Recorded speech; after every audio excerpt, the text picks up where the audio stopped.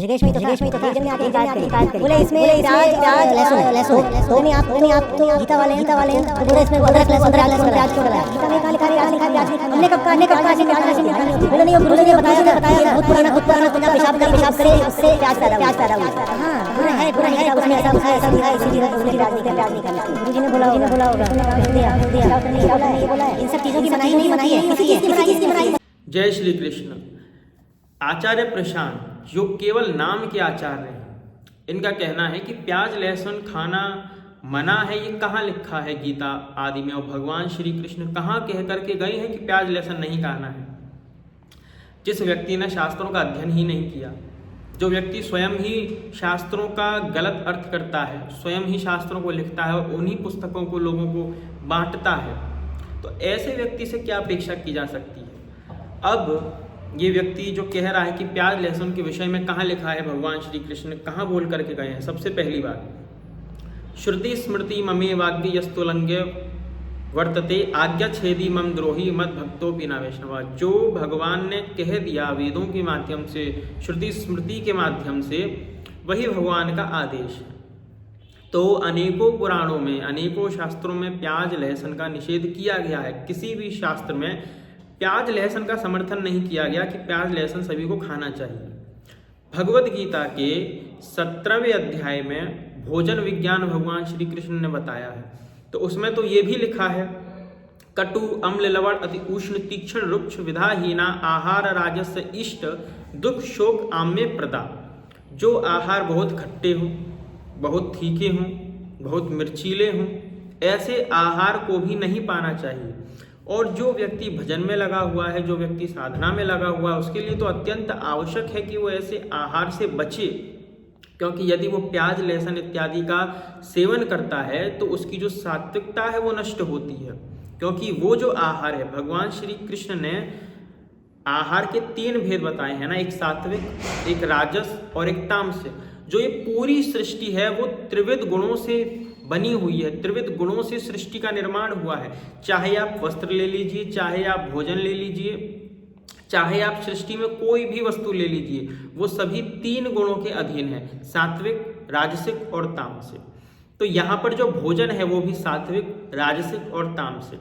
अब कहने का अर्थ क्या है कि प्याज लहसुन जो है, क्या वो सात्विकता में आता है? नहीं, सात्विकता में तो ये भोजन आता ही नहीं है। तो यहाँ पर भगवान श्री कृष्ण गीता के 17वें अध्याय में निषेध कर रहे हैं कि प्याज लहसुन को नहीं खाना है। क्यों?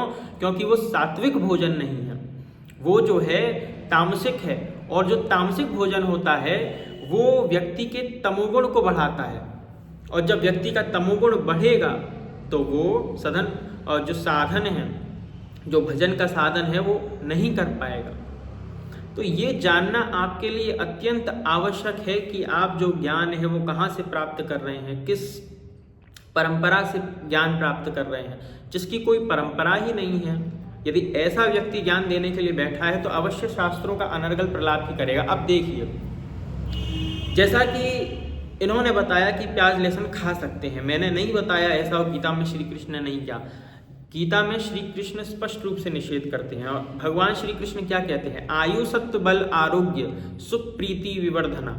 माने कि जो आयु को बढ़ाने वाला है, जो सुख देने वाला है, ऐसा जो भोजन है उसको हमें पाना चाहिए। आयु को बढ़ाने वाला, जो हृदय को प्रफुल्लित करे, जो हृदय को प्रसन्नता देने का अर्थ उसमें ये नहीं है कि हमारे हृदय को जो है मुर्गा काट करके प्रसन्नता मिलेगी तो हम मुर्गा खा लें, वैसी प्रसन्नता नहीं। माने कि सात्विकता, भोजन सात्विक हो, बिना किसी को कष्ट दिए हम उस भोजन को ग्रहण करें, ऐसा भोजन हमको पाना चाहिए।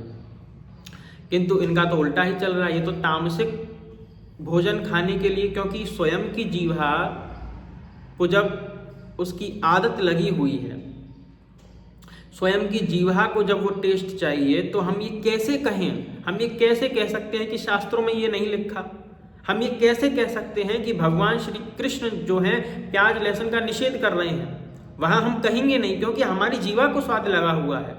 और यदि वहाँ पे हमने ये कह दिया कि भगवान कृष्ण ने प्याज लहसुन का निषेध किया हुआ है शास्त्रों में, तो फिर हम तो फिर हम अपनी जीवा की पुष्टि कैसे करेंगे? फिर तो लोग ये कहेंगे कि भाई तुम गीता वाले हो, तुम भागवत वाले हो और तुम प्याज लहसुन खा रहे हो, ये तो अच्छी बात नहीं है। वहाँ पे भी तो हमको कुछ फिर बोलना पड़ेगा। तो वहाँ पे हम क्या करेंगे? गलत अर्थ करेंगे, क्योंकि हमारी जीवा को स्वाद चाहिए उसका, और फिर हम लोगों को गलत अर्थ करके बताएंगे। आधर्मम धर्ममिति या मन्यते तमसावृता सर्व अर्थान विपरीतांश बुद्धि सापार्थ तामसी। माने कि जो धर्म है उसको अधर्म कर देंगे और जो अधर्म है उसको धर्म के रूप में दिखाएंगे। यही जो आचार्य प्रशांत है, यही इसका जो कार्य है वो बन चुका है।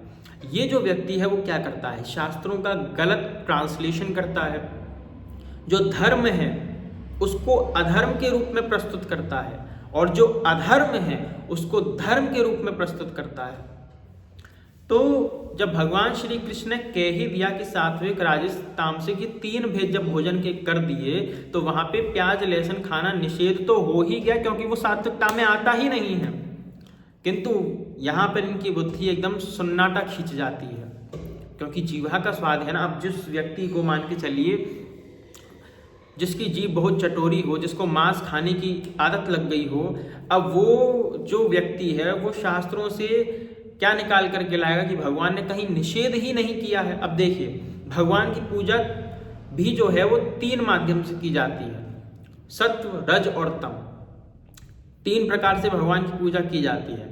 अब भगवान की जो पूजा 3 माध्यम से की जाती है, 3 गुणों से की जाती है, तो वहां पे जो तमोगुणी लोग हैं वो भगवान के तमोगुण रूप की आराधना करके तमोगुण के विधान से जो है, जो शास्त्रों में बताया गया उस विधान से पूजा करते हैं। जो सतोगुणी लोग हैं वो भगवान की जो सात्विक विग्रह हैं, जो भगवान के सात्विक चित्र हैं, जो भगवान का सात्विक रूप है, उस सात्विक रूप की वो पूजा करते हैं, वहां पे सात्विक आहार इत्यादि देते हैं।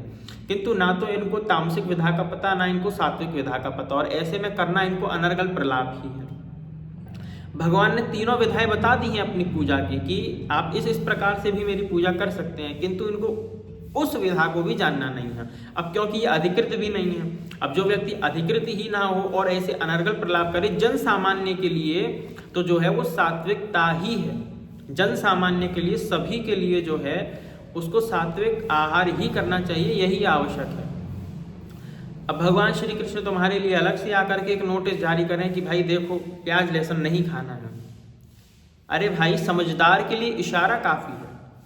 अब भगवान ने इशारा कर दिया, अब जो व्यक्ति समझदार होगा वो समझ जाएगा कि भगवान ने 3 गुण बता दिए भोजन के, और 3 गुण बता दिए, उन 3 गुणों में प्याज लहसुन किस गुण के अंतर्गत आ रहा है वो देख लीजिए। अब ये व्यक्ति जो समझदार नहीं है और जो मूर्ख है, उसको पूरी फिर तुम पन्ने खगालो और फिर पूरी व्याख्या दो और बहुत बड़ा, तो ये सब तो मूर्खों का प्रलाप है। तो ऐसे जो आचार्य प्रशांत जैसे लोग हैं, जो लोगों को भ्रमित कर रहे हैं शास्त्र के नाम पे, इनसे बचना बहुत आवश्यक है। और इनसे बचा तभी जा सकता है जब आप मूल परंपरा का अध्ययन करें। बिना अध्ययन किए जब कोई भी व्यक्ति इस प्रकार से समाज के अंदर अनर्गल प्रलाप करता है, अब आप कहेंगे कि इनकी तो भाई फैन फॉलोइंग बहुत है। देखिए, अभी चल रहा है कलयुग, और कलयुग के अंदर फैन फॉलोइंग उन्हीं की होती है जो मक्कार होते हैं। उन्हीं की फैन फॉलोइंग कलयुग के अंदर होती है जो लोग कपटी होते हैं। ये कलयुग का लक्षण है, ये कलयुग का धर्म है। तुलसीदास जी ने भी कहा है, जो करें, तुलसीदास जी ने अभी जो चौपाई है वो स्मरण नहीं आ रही, जो करें कुछ इस प्रकार से था कि जो करें झूठ मस्करी जाना, कलयुग ते गुणवंत बखाना, कुछ इस प्रकार से थी, अभी थोड़ा स्मरण नहीं आ रहा है। तो कलयुग के अंदर उन्हीं का गुणगान बहुत अधिक किया जाएगा जो व्यक्ति छली होगा, जो व्यक्ति कपटी होगा। तो ऐसे लोगों के फॉलोअर यदि बढ़ भी जाएं तो उसमें ये अपनी बुद्धि लगाने की आवश्यकता नहीं है कि अवश्य इस व्यक्ति के अंदर कुछ ना कुछ भाई खास बात तो होगी। ये अवश्य भगवान का बिल्कुल अवतार होगा जो उसके इतने सारे फॉलोअर्स हैं, पूरी दुनिया इसके पीछे पागल है, पूरी दुनिया उसी के पीछे पागल है जो नंगा घूम रहा है। तो ऐसे लोगों से आप सावधान रहें और बचे रहें। जय श्री कृष्ण।